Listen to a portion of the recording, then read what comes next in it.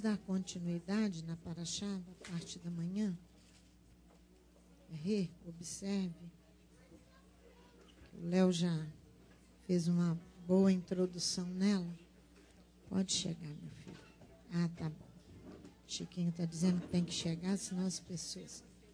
Ah, tá. Tá ótimo. Obrigada, Ritona, pela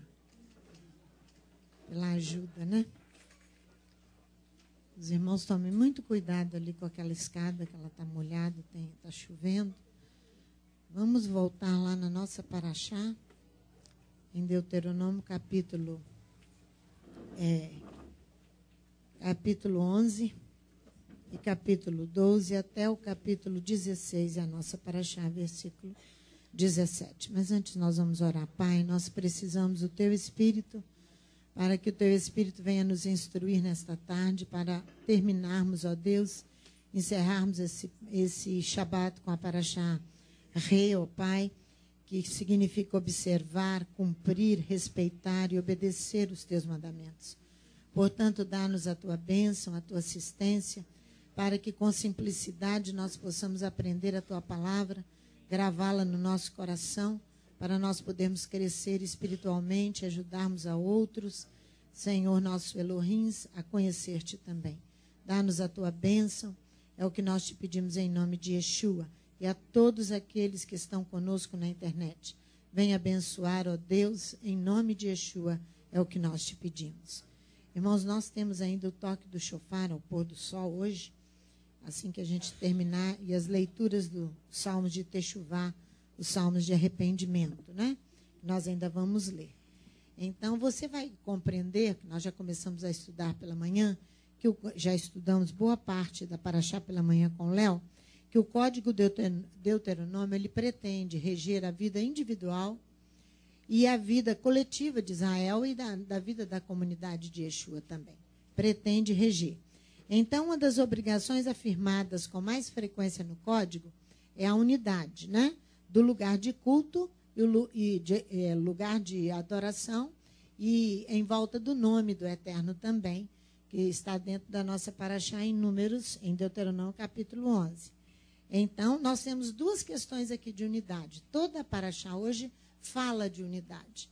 E essas duas questões é a unidade do lugar de culto, que está no capítulo 12, e a unidade em torno do único Deus, o único Senhor. Shema Israel, Adonai Eloheinu, Adonai Echad, né? Então, para que isso aconteça, nós temos que destruir todos os altares de idolatria. Olha aqui, ó. O culto praticamente estrangeiro que aqui Moisés está falando. Olha no capítulo 12, no versículo 2. Destruireis. Destruir, irmãos, é arruinar, é demolir uma construção. É isso que é destruir. É extinguir, é fazer desaparecer, é exterminar. Aquele tipo de idolatria. Então, destruireis todos os lugares sobre as altas montanhas, sobre os outeiros e debaixo de qualquer árvore frondosa em que as nações, por vós desapossadas, prestavam cultos aos seus deuses para estabelecer um só Deus. É isso que é o princípio que aqui está. No original está mais próximo ao original. Vós destruireis todos os lugares onde as nações, por isso que nós dissemos, que aqui está falando do culto estrangeiro de outras nações. Que as nações das quais herdais serviram seus deuses nas montanhas altaneiras, nas colinas e em toda árvore luxuriante. Aí você já sabe que está falando de luxúria. Então, nós não podemos nos contentar em apenas abolir o ídolo. Nós temos que destruí-lo, os deuses. E tereis o dever de demolir, de destruir. Destruireis, aqui está na nossa tradução. E você viu, é arruinar, é demolir uma construção. Seus altares, suas estelas e seus lugares sagrados. Por quê, irmãos? Você vai ver que é um fenômeno sobrenatural, volta tudo outra vez, Chiquinho. Se não fizer uma demolição total, retorna tudo de novo. Então, deveis cuidar em pôr fim à pretensa sacralidade dos lugares de adoração cananeu. Então, nós temos que destruir totalmente os lugares de pretensa adoração, porque não adorando a um único Deus, Elohim de Israel, que é a unidade de culto, ao local e ao único Deus, se levantará outro Deus que não é Deus. Sabemos que a continuidade do culto em certos lugares é a mesma, mesmo mudando a pessoa de religião. Interessante que eu comentava isso com a Ritona. Eu fui à casa de uma pessoa e falei, a pessoa, Chiquinho, eu tenho certeza que ela é uma serva de Deus. Antes era católica, apostólica, romana. Hoje é uma serva de Deus. Mas a prática se estendeu à família quando ela tinha que ter demolido e destruído, Léo, totalmente aquilo está atingindo os seus filhos. Aí nós chamamos de maldição hereditária. Não é, esse nome está errado. Por quê? Porque senão nós vamos contra a Torá. Que é o próprio Deuteronômio, o próprio Código Deuteronômio que cada um responderá pelos seus próprios pecados. Depois Ezequiel também, no capítulo 18. A Bíblia vem sofrendo um desenvolvimento, o qual aquela maldição que fala lá em Êxodo, no capítulo 20, Ezequiel diz que não, cada um responderá pelo seu próprio pecado. Então, o que acontece? A continuidade do culto em certos lugares, mesmo que a pessoa mude de religião, ela deixa de ser católica e passa a ser crente. Mas ela tem determinadas práticas. Por quê? Porque não destruiu totalmente. Não extinguiu. Destruir é demolir uma construção. Totalmente. Eu achei muito interessante que a casa dos pais do Giovanni, ali na ilha de Santa Maria, foi muito interessante isso. Ele, quando olhou o que aconteceu, logo após o falecimento da sua mãe, a casa foi vendida. Então, ali tinha um gongá, uma adoração a um ídolo, a uma consulta a mortos, totalmente interditado pela Bíblia, totalmente proibido pela Bíblia. Então, aquilo tudo foi demolido e jogado no chão. Nem vestígios de nada aquilo tem mais, porque no local subiu outra construção. Assim que tem que ser, por isso, destruireis os seus altares. A destruição tem que ser nesse nível. Senão a continuidade do culto em certos lugares vai continuar mesmo que você mude. Mesmo que você mude. Esse é um fenômeno. É um fato científico, observável por todos nós.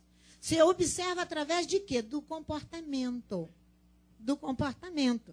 Por isso que essa proibição. E ele mesmo, o próprio Giovanni, quando olhou, ele comentou com a Rita. Falou, foi tudo destruído, foi varrido, foi demolido. Ele mesmo disse isso. Não estou falando de uma coisa que ele não tenha conhecimento. Então, esse fenômeno é constante na vida do povo. E ele pode ser observado por nós hoje. Vocês comecem a perceber isso. Mesmo que a pessoa mude de religião, ela continua com as mesmas práticas. Porque não destruiu no coração. Não destruiu no coração. Uma destruição tem que ser total.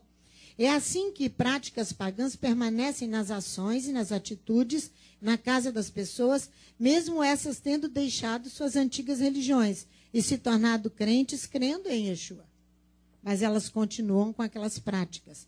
É um fenômeno frequente. Por quê? Nós temos que demolir, arruinar totalmente, fazer desaparecer, exterminar por completo os lugares de cultos estrangeiros. Por que estrangeiro? Porque não é culto a Elohim de Israel. Era essa ordem aqui, no Deuteronômio, que nós recebemos no versículo 2. É a ordem que ele dá. Destruireis, desmantelareis seus altares. Quebrareis suas estelas. Bom, nós sabemos e já aprendemos sobre a questão das estelas. É fazer o nome glorioso.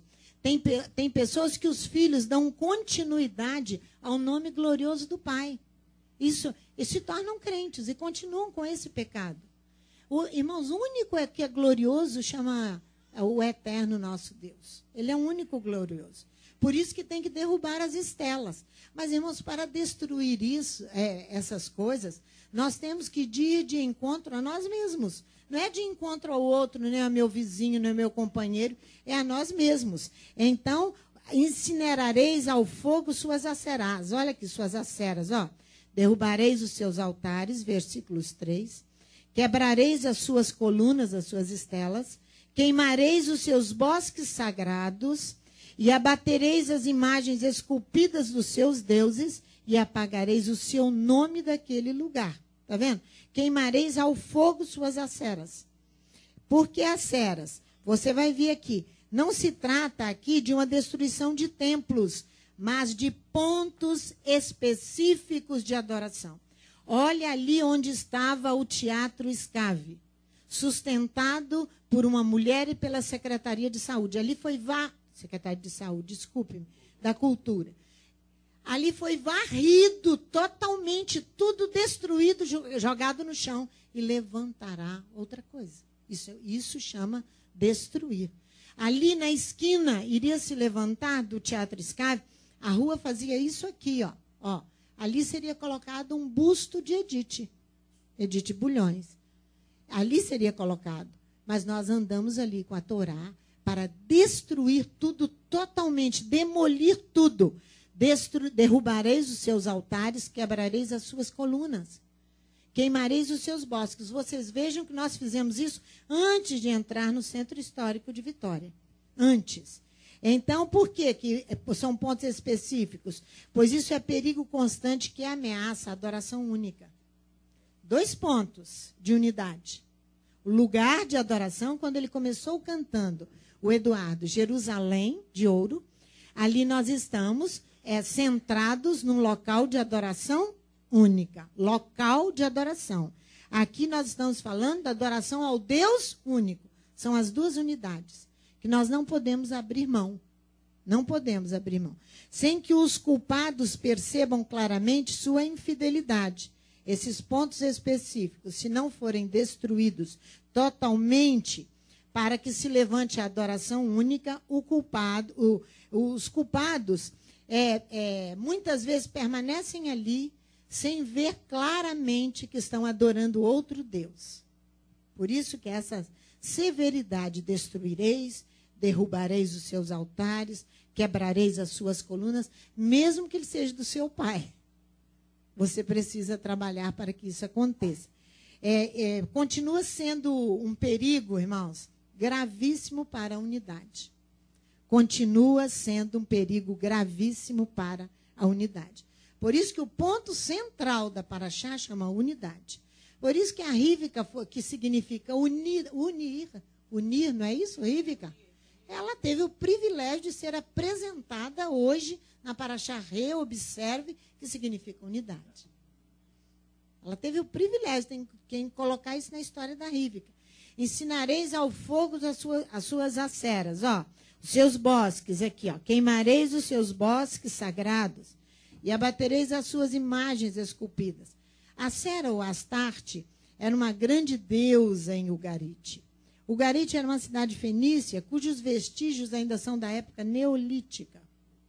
Então, a 1200 a.C., hoje nós podemos designar os santuários tradicionais. Então, adoração nos santuários tradicionais que não estão focados. Por isso, irmãos, que a comunidade de Yeshua, Chiquim, ela pode lutar com tudo que ela quiser, Poliana, que ela não vai conseguir a unidade se ela não focar o local de adoração e a adoração única. Ela não faz unidade. Não faz. Se ela não focar o local de adoração é Jerusalém. O Deus único é Elohim de Israel. Pronto. Se ela não fechar dentro desse princípio, ela não produz unidade de jeito nenhum. Porque Paulo escrevendo aos Coríntios, ele diz, só puniremos a desobediência quando cumprir em nós a obediência. Nós só puniremos a desobediência quando cumprir em nós a obediência. Então, não tem como fazer unidade. Então, o que acontece? Essas estelas sagradas quebrareis. As estelas são dar continuidade à promoção para que o nome da família ou de qualquer outro fenômeno ou dons familiares sejam de continuidade. Dê continuidade a essas coisas. Os símbolos, a deusa Aserá, ou Astarte, fala dos símbolos fálicos. Essa deusa da cidade de Ugarite. Que são esses símbolos fálicos? E aqui também se fala sobre isso. Abatereis as suas imagens esculpidas, os seus deuses, e apagarei o seu nome daquele lugar. Se não fizer isso, a coisa se torna gravíssima. Mas os símbolos fálicos que foram erigidos, concordam os comentaristas judeus, concordam os comentaristas cristãos, que esses símbolos fálicos que foram erigidos em nome de Acera, ou Aserá, ou a outros deuses. O culto fálico, você sabe que o falo é a imagem do órgão masculino, o pênis, que era objeto de culto a essa deusa. Objeto de culto, e ele continua nos nossos dias. Quando essas lojas todas aí lojas de sex shop, tudo isso aí é culto à deusa Acera, ou Aserá, ou Axera. Então, eles chamam culto fálico. E falo é a imagem do órgão masculino. Objeto de culto, pois o veneravam como símbolo da natureza criadora. As festas em honra a falo são chamadas de falafórias. Vamos ver isso em Isaías 57. São chamadas falafórias. Aqui você encontra Isaías, capítulo 50. Você vê que o culto se estende até os nossos dias. Isaías, capítulo 57. Nós podemos ver aqui alguns detalhes sobre o que o profeta está fazendo denúncia dos símbolos eróticos, que se referem ao amor sexual, o amor lascivo, licencioso. Lembra que eu falei? Preste atenção na palavra luxuriante. Isso se estende até a vida dos casais, que muitas vezes vivem uma vida luxuriante. Por isso que ela se estende até dentro da família, diz o profeta. Perece o justo e não há quem considere isso em seu coração. Os homens compassivos são retirados sem que alguém considere que o justo é levado antes que venha o mal. Os que andam retamente entram em paz. Descansam nas suas camas o que houverem andado na sua retidão. Mas chegai-vos para aqui, vós, ó filhos da agoureira, descendência de adúlteros e prostitutas. Vós vos inflamais com lascívia debaixo dos carvalhos, e debaixo de toda árvore frondosa. Sacrificais os vossos filhos nos ribeiros e nas aberturas dos penhascos. Por entre as pedras lisas dos ribeiros está a tua parte. Estas são a tua porção. Sobre elas também derramas a tua libação e lhes ofereces ofertas. Contentar-me-ia eu com estas coisas. Ele está falando para o povo dele. Ele está dizendo que a adoração a Astarte ou a Acera chegou até dentro da família. Sobre um monte alto e elevado puseste a tua cama, e a ele sobes para oferecer sacrifícios. Detrás das portas e das ombreiras pões os teus memoriais. Longe de mim te descobriste, subistes à tua cama, está vendo? E a alargaste, fizeste aliança com aqueles cuja cama tu amas. Por isso que nós dissemos que é o amor sexual, o amor lascivo, e contemplastes a sua nudez. Está vendo? Isaías está fazendo menção dos símbolos eróticos dedicado a Acera. Que a proibição ali do lugar único de culto é para que destruísse todos esses símbolos fálicos. Todos.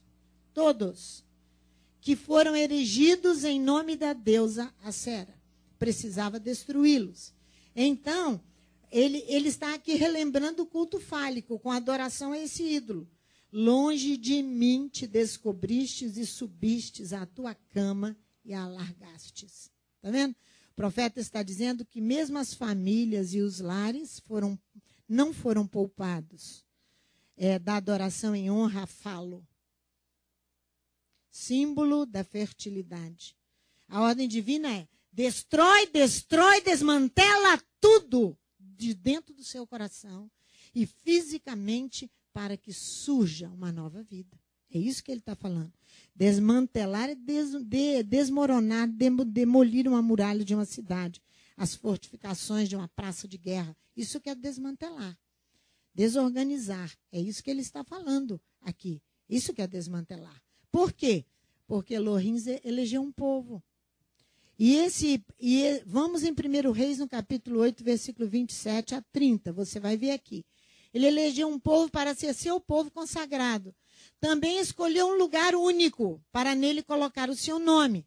O nome vai dar a possibilidade de clamar, de chamar pelo nome, de consultar o nome, de suplicar o nome poderoso de Elohim e dirigir-se a ele. Olha aqui, ó. 1 Reis, no capítulo 8, como vai fazer Salomão aqui, ó. 1 Reis, capítulo 8. Por isso que é uma severidade ali muito grande para o local único de culto. Ó, o versículo 27 a 30. Ó. Mas, na verdade, habitaria Elohim na terra?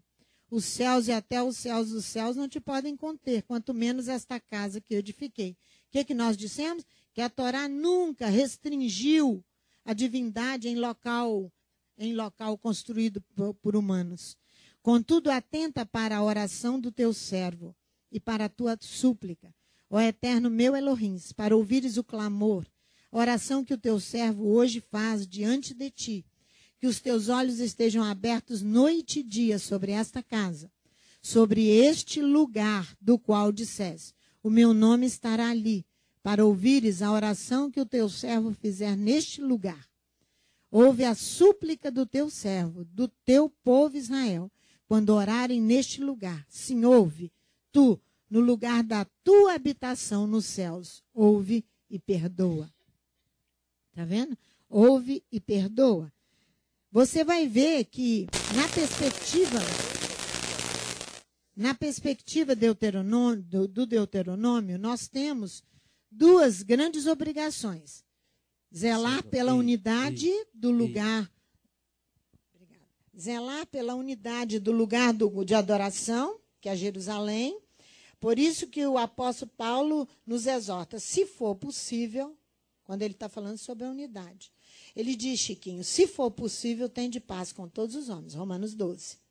Se for possível, porque se o indivíduo não quer paz com Jerusalém, foi o que ele fez com Ahmadinejad hoje pela manhã. Ele foi, orou, por quê? Porque não tem como fazer paz com Ahmadinejad. Não tem. Ele odeia o lugar de culto, ele odeia Israel, odeia tudo isso, então não tem como fazer paz. Se for possível, tem de paz com todos os homens. E a adoração ao único Elohim, que é Shema Israel, Adonai Elohim, Adonai Echad, que começa lá em Deuteronômio 6, a partir do versículo 4 até o 9, termina em Deuteronômio 11, a partir do versículo 13 até o 21. Então, Deuteronômio vai traçar o esboço da teoria dialética. O que é isso? Teoria dialética. É a arte de argumentar. Deuteronômio vai traçar esse esboço de argumentar, de procurar a verdade. Porque uma coisa é você ter um ódio gratuito. Outra coisa é você dizer, não, eu estou à procura da verdade. Eu quero saber aonde é o local de adoração. Eu quero saber qual é o Deus único. Então, você vai entrar pelo campo da dialética.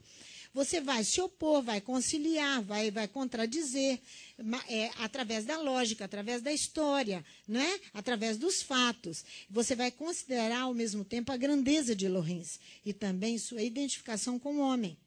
Você vai olhar com simplicidade, com olhar de pureza, porque você quer saber a verdade. Agora, não quando você já aprendeu errado e mantém uma oposição no seu coração totalmente liberada por você mesmo. Ou quando você não destruiu esses ídolos e fica distraído com eles e faz determinadas coisas que não sabe que você está fazendo a um Deus e continua fazendo e praticando, está servindo a um outro Deus mesmo. Então, você quebra a unidade. Ali há uma quebra de unidade. Porque a única forma de manter a unidade é olhar principalmente para essa paraxá de hoje, né? Que é o lugar de culto único. Vamos lá. Deuteronômio, capítulo 12. Deuteronômio 12. A legislação do Deuteronômio fixa, ou seja, o ato de ela vai determinar, ela vai fixar definitivamente sua doutrina de forma firme e permanente, de modo que os preparativos mentais são indispensáveis. O que é isso? O que é um preparativo mental indispensável? Se é poliana, prepara o seu filhinho. Há tantas horas ele vai ter que orar, ou vai orar pela manhã, ou vai orar à noite, e ela está preparando o seu filho com a preparação indispensável para que ele saiba que há um só Deus, porque ele vai aprender a orar, o Shema. Ele vai saber que há um só Deus. E daqui a pouco ele vai aprender o local de culto. O que ela está fazendo? Preparando mentalmente. Isso é indispensável. Isso que o Deuteronômio faz. Para que a ordem divina seja observada. Então, precisa-se começar com as crianças. É isso que o livro de Deuteronômio faz. É isso aí. Ele fixa, ele determina local e não tem saída. Não há saída. Então, você vai ver aqui, ó, Deuteronômio 12, versículo 4.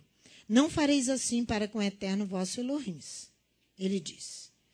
Mas buscareis o lugar que o eterno vosso Elohim escolher entre todas as tribos para ali pôr o seu nome e a sua habitação.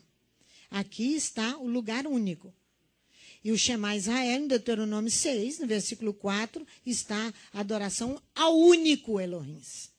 Essas são as duas obrigações e unidade. Eu me lembro, então é uma preocupação, Chiquinho, incessante, sem parar, que deve haver no nosso coração para poder fixar essa ideia na nossa mente e no nosso coração. É isso que Deuteronômio faz. É uma preocupação incessante de fixação de aprendizagem. Eu me lembro que a Martinha está aí? Ah, ela está ali. Martinha, quando ela estava lá na igreja dela com o pastor dela, ele muito bravo com a congregação, até hoje ele não ficou bom não, sabe, Elaine? Mas a gente não pode fazer nada por isso, né? Então, ela pediu uma palavra ao Eterno. O Eterno deu, nunca mais me esqueci. Todas as vezes que eu leio Deuteronômio 12, eu me lembro da Marta. Porque foi essa, pastor, olha a palavra que eu recebi. Eu na hora, eu achei até graça, né, Martinha? Eu falei, Marta, ele está falando do lugar único e do Deus único. Então, não tem como ela ainda permaneceu ali durante um ano, não foi, Marta? Em obediência ao seu pastor, não foi? Então, fala aqui no microfone. Você tinha receio de quê? Eu tinha muito receio porque ele proibiu de vir à congregação e, por obediência ao pastor, eu fiquei um ano sem frequentar a congregação. Aí, após um ano, eu vim à congregação porque eu tinha muito medo daquela palavra de 1 Samuel, eu acho que 15, 23, que diz assim que a rebeldia é como pecado de feitiçaria. Eu tinha pavor dessa palavra. Eu tinha medo de estar em rebeldia, né, e estar nessa situação. Eu obedeci, fiquei um ano sem vir à congregação. Aí chegou um dia, eu vim à congregação assim mesmo, por minha conta, e cheguei aqui, o Eterno me deu essa palavra. Aí não tinha como permanecer lá. Tá vendo? Não tinha como permanecer, porque tem que fixar a aprendizagem no local e no Deus único, não é verdade? Então, essa deve ser a nossa preocupação. O Deuteronômio prepara antecipadamente o caminho para o pensamento abstrato também. Não fareis cada um como bem parece aos seus olhos. Olha aqui, mas antes eu quero ler mais um pouquinho com vocês. Antes de chegar no versículo 8. Trareis a esse lugar os vossos holocaustos, os vossos sacrifícios, os vossos dízimos, as vossas ofertas especiais, os vossos votos e as vossas ofertas voluntárias, e o primogênito das vossas vacas e das vossas ovelhas. Ali comereis na presença do Eterno vosso Elohim, e vos alegrareis com as vossas famílias por todo o bem com que vos abençoar o Eterno vosso Elohim. Não fareis, aqui está o pensamento abstrato, Não fareis cada um como bem parece aos seus olhos, conforme tudo que hoje fazemos aqui. E aí, se você continuar lendo, é uma bênção. Mas eu gostaria de levar você, que foi em 2 Reis, no capítulo 17, porque foi o que Israel fez mais tarde, e o que nós fazemos quase todo o tempo. 2 Reis, capítulo 17. Olha aqui. É rasgar com Israel, Francisco. Aqui está a situação de rasgar com Israel. Por quê? Então, quando nós dissemos que aqui está a expressão abstrata, não fareis cada um como bem parece aos seus olhos, porque isso é alguma coisa dentro do coração, é totalmente abstrato. Você não sabe. É uma coisa tão íntima, quando alguém está fazendo, ou ela está servindo ao Eterno, ou está fazendo segundo o que bem parece aos seus olhos. É muito difícil, então isso é abstrato. Mas o Espírito de Deus, que tudo vê, trará as suas ações à luz e nós poderemos detectar que você ou eu estamos andando segundo aquilo que nós achamos que é. Olha aqui o que faz Oséias, rei de Israel. No 12º ano de Acás, rei de Judá, começou a reinar Oséias, filho de Elá, e 9 anos reinou sobre Israel em Samaria. Fez o que era mal aos olhos do Eterno, contudo não como os reis de Israel que foram antes dele. Contra ele subiu Salmaneser, rei da Síria, e Oséias ficou sendo servo dele e lhe pagava tributo. Porém o rei da Síria achou em Oséias conspiração, pois enviara mensageiros a So, rei do Egito, e não pagava o tributo anual ao rei da Síria, como dantes. Portanto Salmaneser o agarrou e o aprisionou na casa do cárcere. O rei da Síria invadiu toda a terra e, chegando a Samaria, sitiou-a por 3 anos. No 9º ano de Oséias, o rei da Síria tomou Samaria, deportou Israel para a Síria. Eles os fez habitar em Ala, em Gozã, junto ao rio Abor, e as cidades dos Medos. Tudo isso aconteceu porque os filhos de Israel haviam pecado contra o Eterno seu Elohim, que os fizera subir da terra do Egito, de debaixo do poder de Faraó, rei do Egito. Eles temeram a outros deuses, está vendo? Não destruíram totalmente. Andaram nos costumes das nações que o Eterno lançara fora de diante dos filhos de Israel, e nos que os reis de Israel haviam introduzido. Os filhos de Israel fizeram secretamente, está vendo? Conforme é o que bem parece aos seus olhos, não é? Secretamente, que não eram retas contra o Eterno seu Elohim. Edificaram para si altos em todas as suas cidades, e o povo não percebe, irmãos. Não percebe, muitas vezes, quando um líder está fazendo essas coisas. Você precisa de buscar ao Eterno em oração e ter uma visão clara do Espírito para você enxergar antes que as coisas estejam estabelecidas. Levantaram colunas, pôs postes ídolos, versículo 10, em todos os altos outeiros, debaixo de todas as árvores frondosas. Queimaram incenso em todos os altos, como as nações que o Eterno expulsara de diante deles. Cometeram ações iníquas que provocaram a ira do Eterno. Quebra de unidade. O Eterno advertiu, serviram aos ídolos dos quais o Eterno lhes dissera, não fareis estas coisas. O Eterno advertiu a Israel e a Judá, por intermédio de todos os profetas e de todos os videntes. Convertei-vos os vossos maus caminhos e guardai os meus mandamentos, os meus estatutos, conforme toda a Torá, que ordenei a vossos pais, que vos enviei por intermédio dos meus servos, os profetas. Porém, não deram ouvidos. Antes endureceram a sua cerviz, como fizeram seus pais que não creram no Eterno seu Elohim. Rejeitaram seus estatutos, a sua aliança que fizeram com seus pais, como também as suas advertências com que protestara contra eles. Seguiram a vaidade, a coisa futilidade, a coisa vã. Vaidade no hebraico é shal. É coisa vã, fútil. Seguiram a coisas vãs, fúteis. Está vendo? Como também seguiram após as nações que estavam ao redor deles, das quais o Eterno lhes havia ordenado que não as imitassem. Deixaram todos os mandamentos do Eterno seu Elohim. Fizeram para si 2 imagens de fundição em forma de bezerros, um poste ídolo. Adoraram todo o exército do céu e serviram a Baal. Também fizeram passar pelo fogo seus filhos e as suas filhas. Deram-se as adivinhações. Criam em agouros, venderam-se para fazer o que era mal aos olhos do Eterno, provocando a ira. Pelo que o Eterno muito se indignou contra Israel e os tirou de diante da sua face. Não mais ficou, senão só a tribo de Judá. Até mesmo Judá não guardou os mandamentos do Eterno seu Elohim. Andaram nos costumes que Israel introduziu. Pelo que o Eterno rejeitou toda a descendência de Israel. Ele os oprimiu e os entregou nas mãos dos despojadores, até que expulsou de diante da sua presença. Quando rasgou a Israel da casa de Davi. Viu só? Quebra de unidade.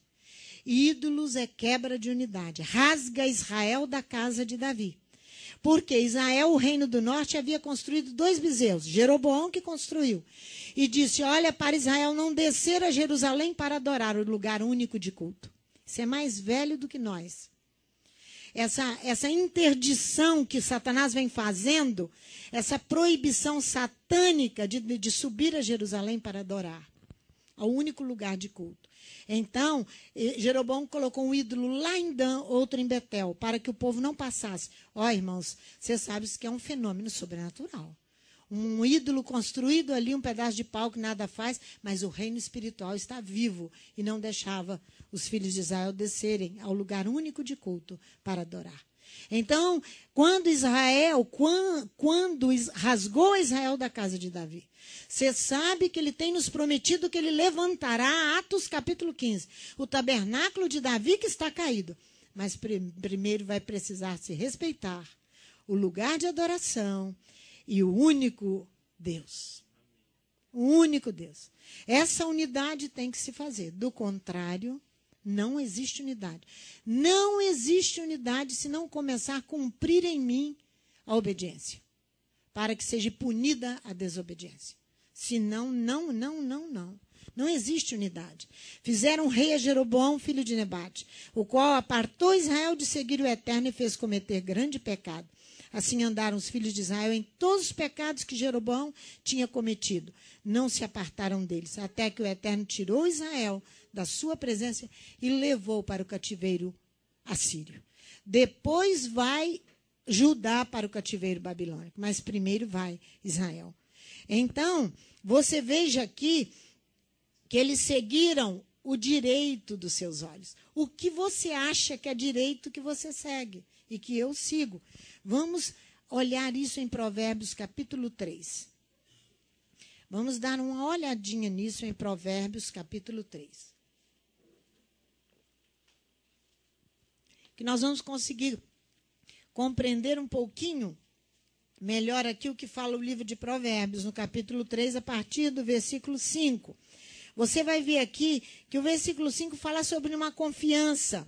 Uma pessoa que confia no Eterno é alguém que olha para longe dele mesmo, que não olha para o seu eu, é alguém que confia no Eterno.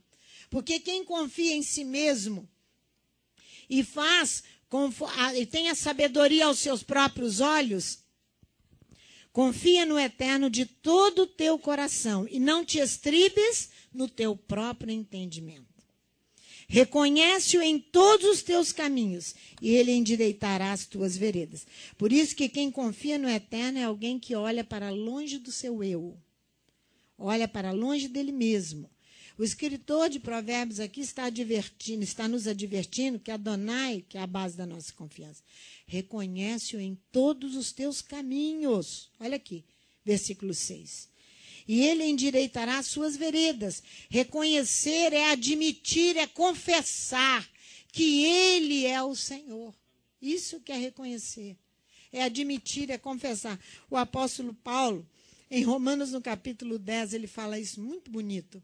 Se com a tua boca confessares, que os cristãos adoram a recitação disso aí. Só que eles não cumprem isso. Não confessam o lugar único e não confessam ao Deus único. Não. Com a tua boca confessares e creres em Yeshua com o coração. Pois com o coração cremos para a justiça e com a boca se faz confissão para a salvação. Paulo diz isso em Romanos. Isso que é a confissão. Aqui, ó. Reconhece-o em todos os teus caminhos. Confessa, admite que ele é o teu Senhor. Esteja pronto para enfrentar tudo. Confia nele, ó, porque ele vai te dar livramento de tudo. É isso que o Provérbios está falando. Elohim removerá os obstáculos, aí garantirá a promessa feita aos pais. do local único de adoração à unidade e do Deus único. Elohim que fará. O segredo consiste em manter os olhos fixos em Adonai. Não é? Devemos evitar qualquer duplicidade de coração. Todo coração doble que adora o ídolo e adora Elohim. Adora o ídolo, não destruiu como exige o código Deuteronômio. Desmantelar tudo, queimar tudo a fogo. Tudo, passar pelo fogo, não é? Então é um coração falso, uma fé fingida. É isso que é um coração doble, né? Traiçoeiro, trapaceiro, embusteiro. Nós devemos evitar esse tipo de coração, ó. Olha só.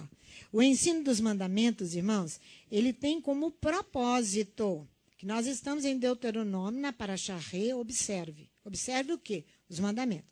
O ensino dos mandamentos tem o propósito de dar ao aluno bom siso, quer dizer, bom juízo. O ensino dos mandamentos tem o propósito de dar ao aluno bom siso, juízo. Porém, ao atingir certa medida de bom senso, o aluno pode ficar inchado. E começar ao quê? Olha o versículo 7. Não seja sábio aos teus próprios olhos. É a mesma ordem que está em Deuteronômio 12, versículo 8.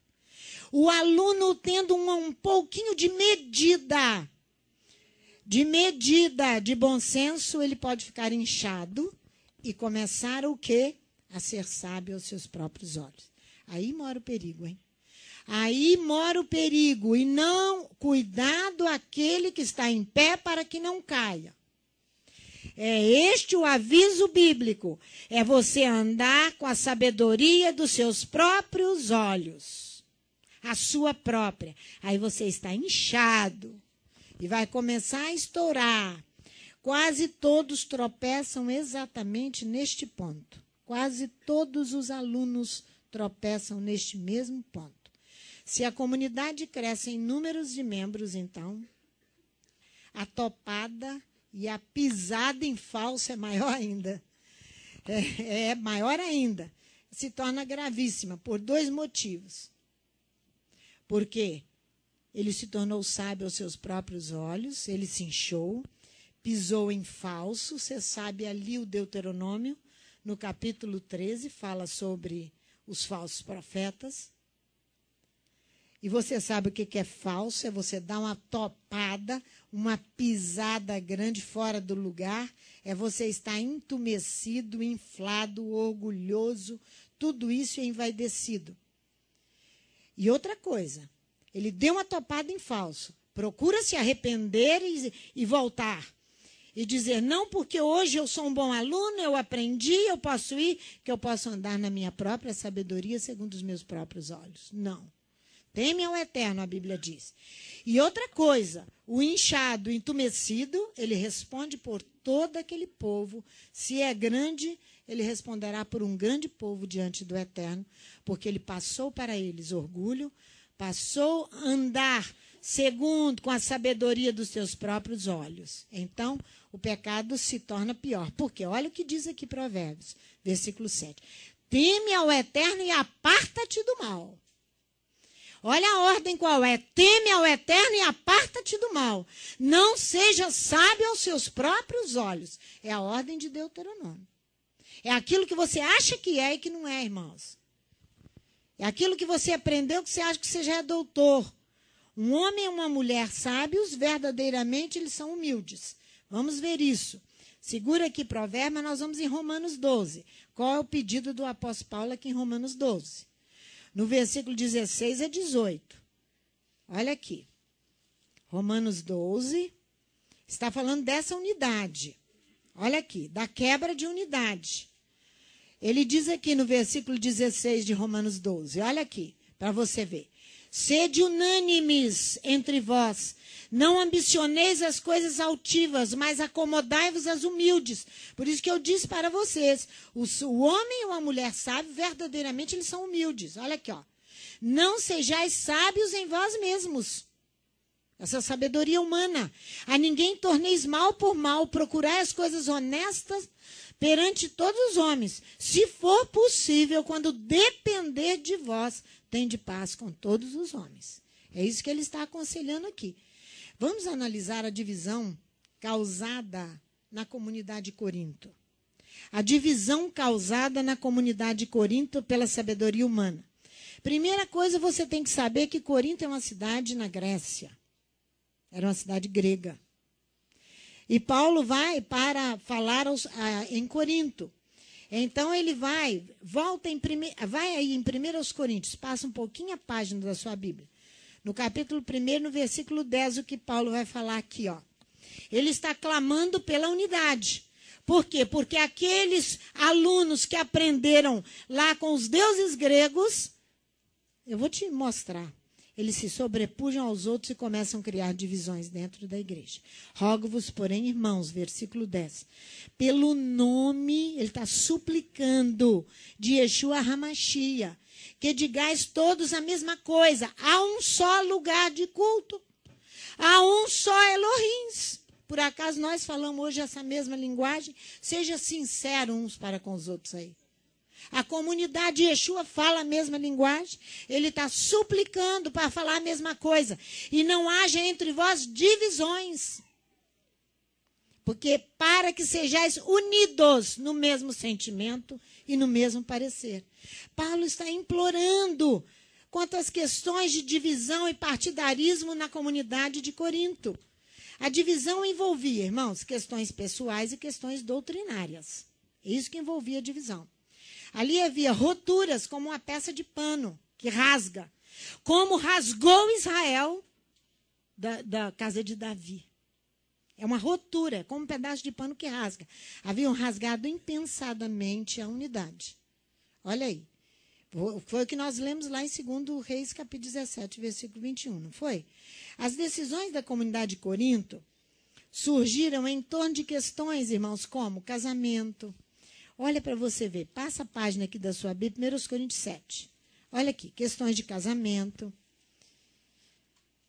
7, versículo 3. O marido pague à mulher o que lhe é devido e da mesma sorte a mulher ao marido.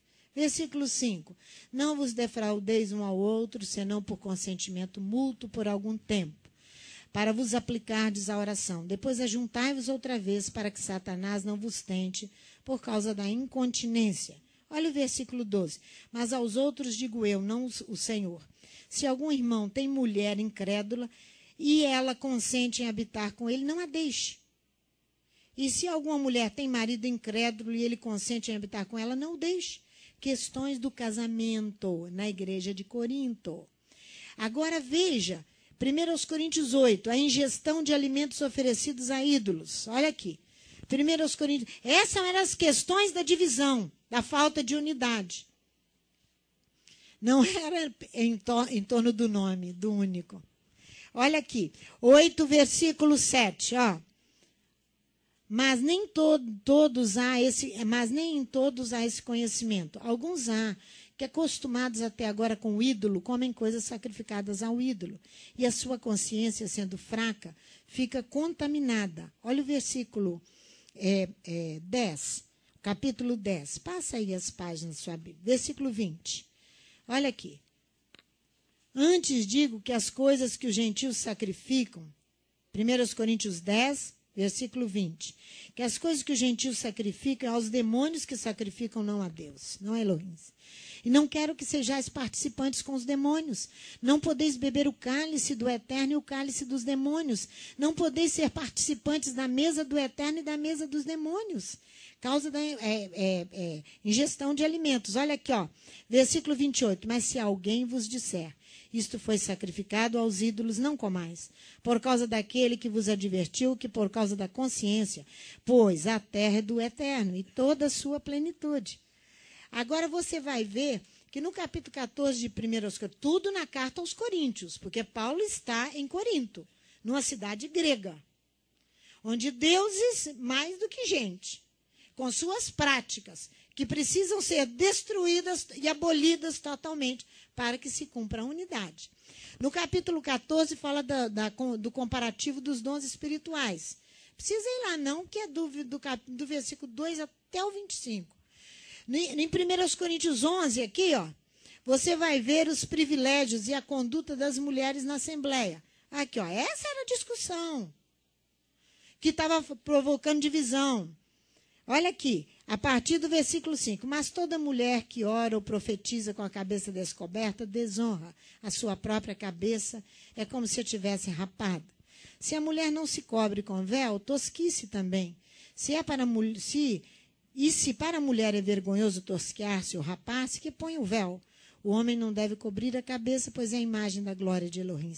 Mas a mulher é a glória do homem. Pois o homem não proveio da mulher, mas a mulher do homem. O homem não foi criado por causa da mulher, mas a mulher por causa do homem. Portanto, a mulher deve ter sobre a cabeça um sinal de autoridade por causa dos anjos. Está vendo? As mulheres casadas aí que não usam cobertura, está vendo? Para não atrapalhar o cabelo. Pois como a mulher proveio do homem, assim também essa era uma discussão, mas eu não vou discutir isso com vocês. Eu não vou quebrar a unidade aqui e mandar as mulheres para casa que não estão usando cobertura por causa dessa questão. Nós não vamos fazer isso nunca. Nós estamos lutando para uma unidade em prol do nome, do único nome, em prol do local de adoração. É isso que a Torá nos exige. Então, aqui você encontra também, segundo aos Coríntios, não precisa ir lá não, a questão entre o crente rico e o crente pobre. Então, e o sexto eram as prerrogativas dos mestres. Essa era a discussão de Corinto, o direito dos mestres. Não é? Em 1 Coríntios 1, olha aqui, ó, olha, dá uma olhadinha para você ver. 1 Coríntios 1, versículo 12 e 13. Ó. Quero dizer com isso que cada um de vós diz, eu sou de Paulo, eu sou de Apolo, eu sou de Cefas e eu sou do Machia. Está o Machia dividido? Pois Paulo crucificado por vós, ou fostes vós batizados em nome de Paulo? Então, o que é isso? Os direitos dos mestres que eles passaram a discutir. É igual o outro, discute, se põe a saia ou se tira a saia e põe a calça comprida. Entendeu, Estela? Isso é coisa prerrogativa de mestre, é discussão sobre essas coisas, isso é quebra da unidade. Quebra da unidade. E criou na igreja de Corinto. Então, você vai ver, vai lá comigo para você ver, em Filipenses 2:2, que eu quero que você vá. Paulo exorta aos coríntios a desistirem das suas crenças e das suas preferências errôneas. Por quê? A fim de buscar estabelecer a unidade com propósitos íntimos, irmãos. Olha aqui, ele escrevendo a Filipenses 2, versículo 2, completai o meu gozo, para que tenhais o mesmo modo de pensar, tendo o mesmo amor, o mesmo ânimo, pensando a mesma coisa, para que não haja quebra. Então, essas questões são questões, irmãos, vocês estão entendendo direitinho o que Deuteronômio nos fala da unidade de culto? Da unidade do local de culto e da unidade em torno do nome? Você veja aqui, volta lá em Provérbios 3. Veja comigo aqui Provérbios 3 outra vez. O versículo 8 que eu quero que você veja. Isto será saúde para o teu corpo. Olha aqui. Provérbios capítulo 3, versículo 8. Isto será saúde para o teu corpo e refrigério para os teus ossos. Se você não andar segundo os seus próprios olhos e apartar desse mal terrível que é andar, que Deuteronômio está falando no capítulo 12, versículo 8. E aqui repete, então será saúde para o teu corpo e refrigério para os teus ossos. Irmãos, a recompensa é a saúde física. E a saúde espiritual também. Sabemos que o estado mental e espiritual influencia no corpo físico. Você sabe disso. As doenças psicossomáticas estão aí em abundância sobre os crentes e sobre a população inteira por causa dessa falta de unidade, né? Traz um mal para a saúde física, a saúde espiritual traz um bem para o corpo e para a alma, né? Corpo no hebraico significa literalmente umbigo. Aqui seria, isto será saúde para o teu umbigo. Umbigo. Eu vou te mostrar por que umbigo. Literalmente no original hebraico diz umbigo. Porque o umbigo é onde você, ou o neném que está ali na barriga da Elaine, ele está recebendo provisão e sendo nutrido, os nutrientes todos, para fortalecê-lo, para fazê-lo crescer em saúde, é pelo umbigo. É pelo umbigo que o feto recebe essa nutrição, a partir da sua mãe. Então, e além disso, o umbigo é o centro do corpo. Por quê? Porque a nutrição que nós recebemos se espalha para todo o corpo. Então, se você recebe um bom ensino bíblico, você vai nutrir todo o corpo e não vai criar divisões. Porque você vai ver que todos esses itens que eu citei na igreja de Corinto são irrelevantes. Irrelevantes. Eu vou te contar uma história da cidade de Delfos, o oráculo de Delfos. O oráculo de Delfos, ele foi chamado, por que foi trocado aqui para corpo? Eu vou te mostrar por quê que a Septuaginta trocou. Porque Delfos é uma pequena... Hoje nós temos uma pequena vila próximo a Delfos. Mas o oráculo de Delfos chamava Delfos, esse complexo que você encontra lá na Grécia, hoje só ruínas, mas muito preservadas e uma quantidade de riquezas, né, com as questões das riquezas, como é que fala? Riquezas históricas, exatamente. Então, que a Grécia guarda com todo carinho. Era chamado de umbigo da terra.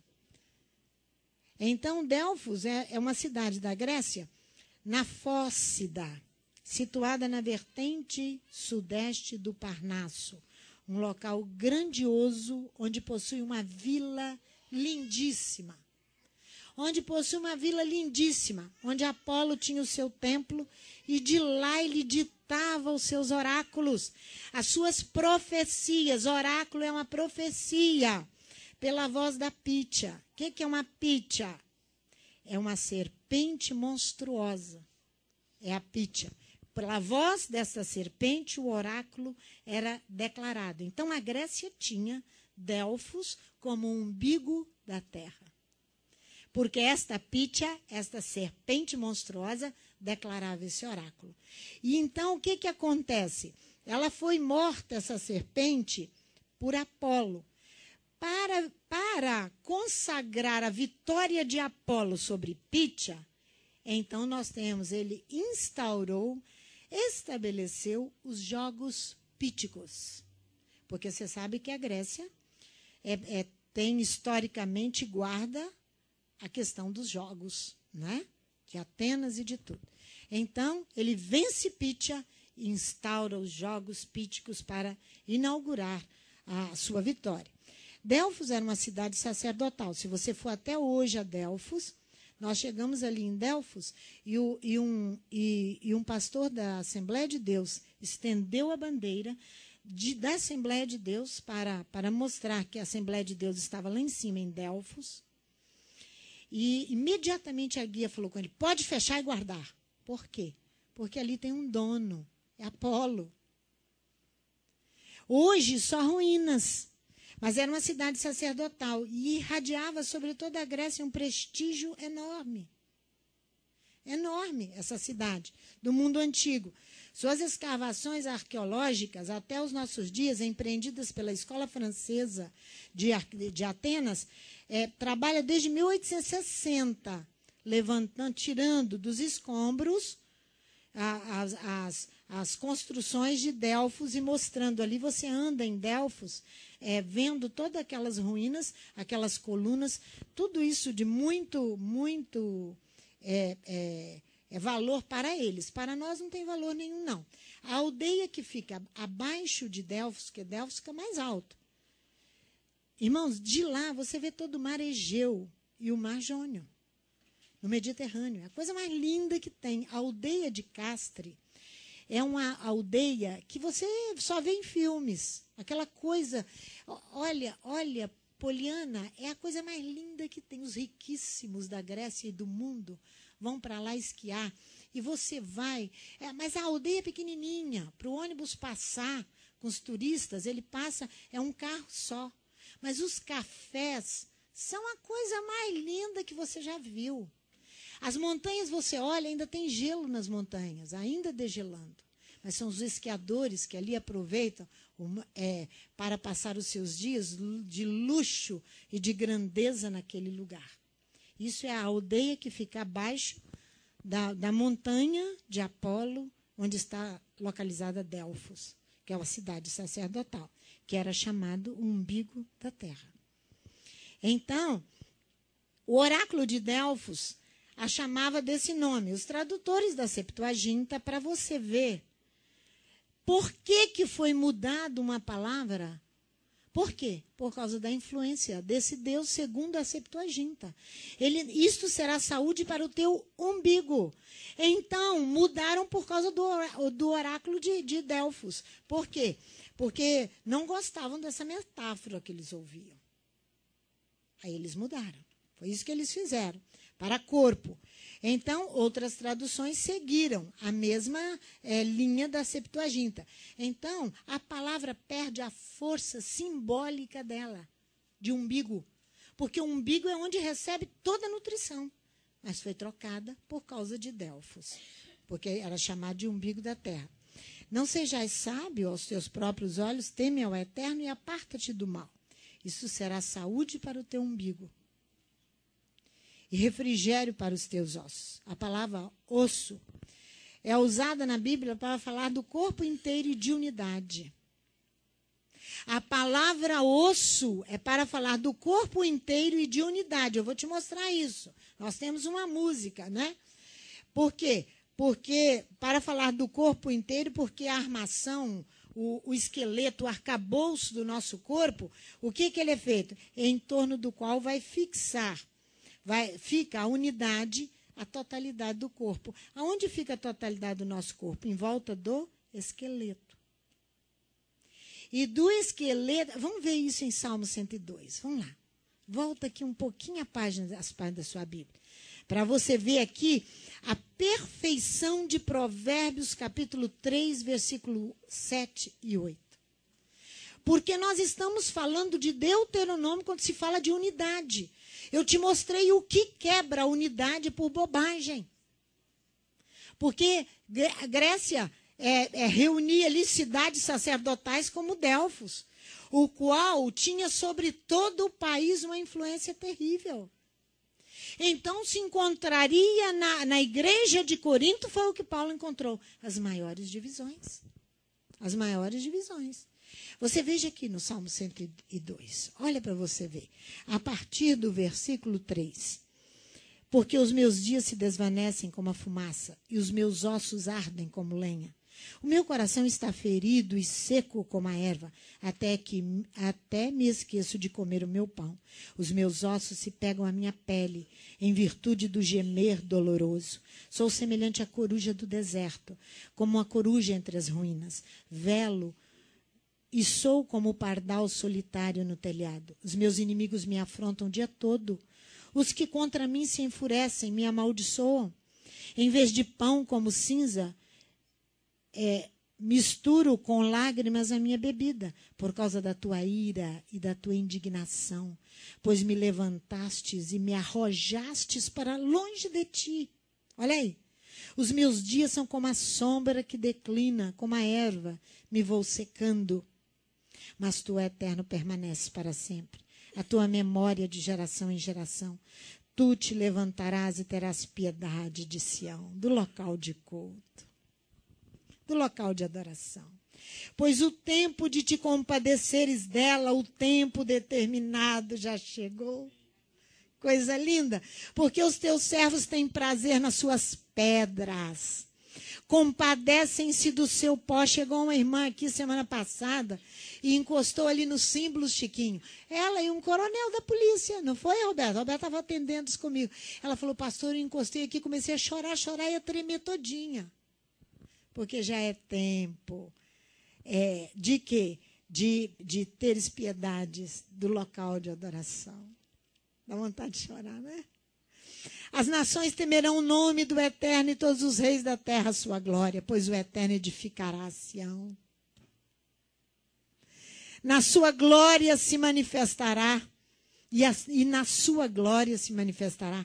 Atenderá a oração do desamparado, não desprezará a sua petição.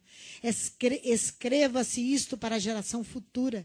E o povo que está por vir, louve ao Eterno. O Eterno olhou do alto, do seu santuário, dos céus, observou a terra para ouvir o gemido dos presos, para soltar os sentenciados à morte, de sorte que o nome do Eterno será anunciado em Sião, e o seu louvor em Jerusalém, quando os povos nos reinos se congregarem para servir ao Eterno.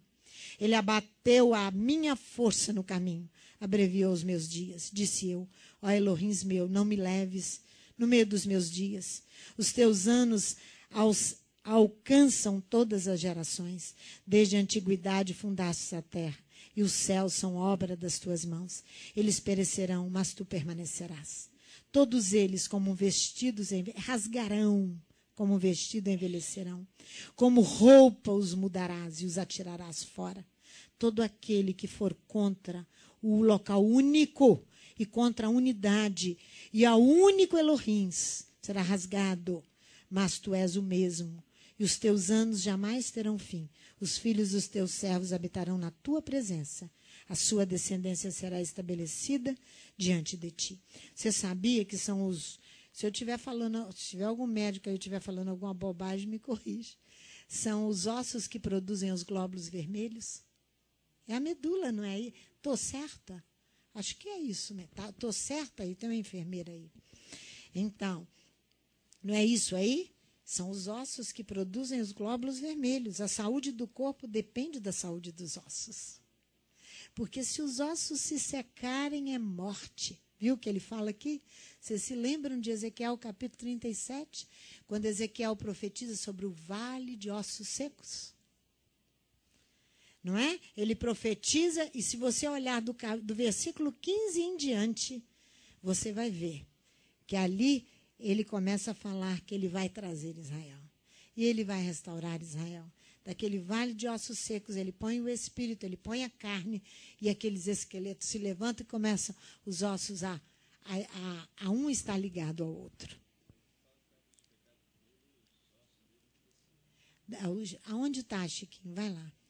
Davi diz que por causa dos pecados deles, seus ossos envelheceram? Se secaram ou envelheceram?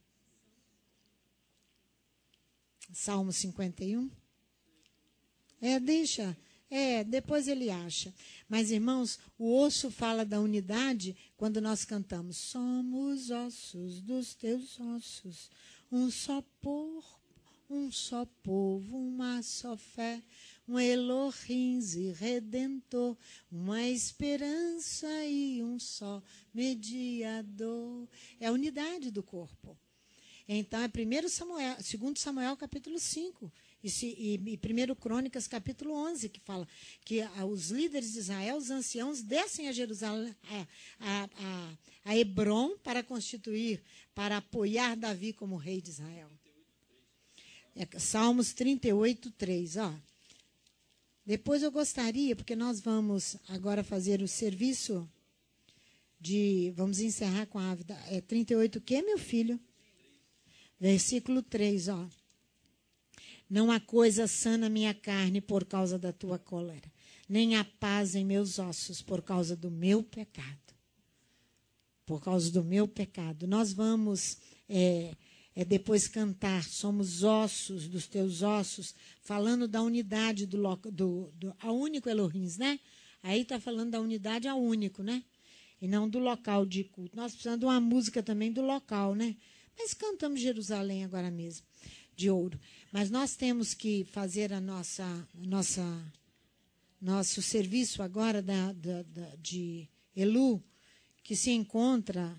Léo vai... Vamos fazer a ávida lá, depois faz o serviço, né?